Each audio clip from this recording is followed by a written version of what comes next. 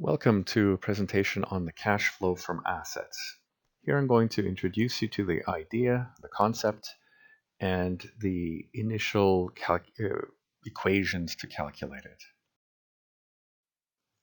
So we'll start with the balance sheet. On the asset side here, we have current assets and fixed assets, which add up to the total. And on the liability side, we have current liabilities, then we have long-term liabilities, and then equity, which adds up to the same total. And of course, we know that these two sides equal each other. Now, if we remove the totals just to show the components, you have this, and then we're going to subtract the current liabilities from both sides. That will give us then an equation that we can use, which is the net working capital plus the fixed assets are equal to the long-term liabilities plus equity.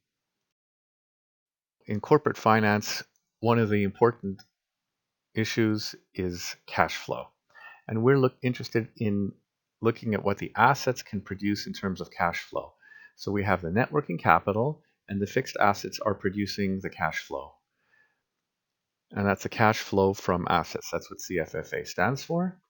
And of course, these assets have to produce cash flow that are given, that have to pay for the funding, those who fund the company, which are the long-term liabilities and equity.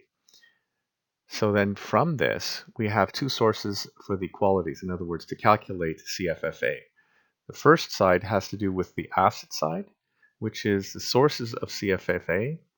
Cash flow from assets equals the operating cash flow minus the change in net working capital minus net capital spending.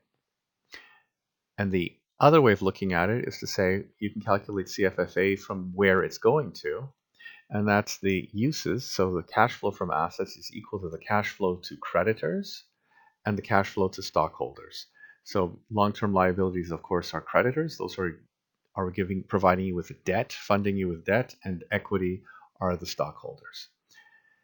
And those are the two basic approaches to calculating cash flow from assets. In other videos, we will look into the actual calculations. So thank you for your attention.